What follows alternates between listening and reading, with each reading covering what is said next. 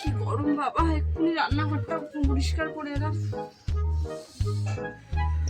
বাবা এইটুখানি গরমে হাঁপিয়ে যাচ্ছ। গতরটা বসে বসে না বসে গেছে। একটা কাজ করো, সারাদিন কাজ করো, দেখবে আবার সে আগের মতো হয়ে যাচ্ছে। আপনারও টাইম, আর সারাদিন তো গলাবাজি করে করে আপনারও গলাবাজি করার অভ্যেস হয়ে গেছে।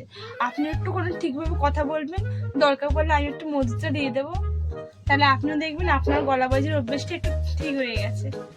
যাই এবার বসি, এসিটা তো অনেকক্ষণ আগে চালিয়েছিলাম, ঘরটা ঠান্ডা হয়ে গেছে। ছোট লোকের মেয়ে তো এই ধামড়ি বয়সে এসে এত আনন্দ দেখতে পাচ্ছ, তাই জন্য একটু গরম তো লাগলো। যাই হোক বাবা, আপনি নিজের ফোনটা দেখি।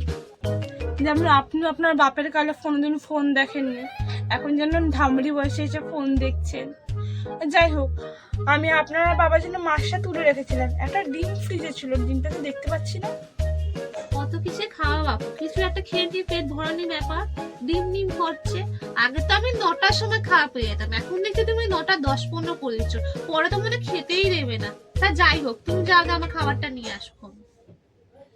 ঠিক আছে, হুম।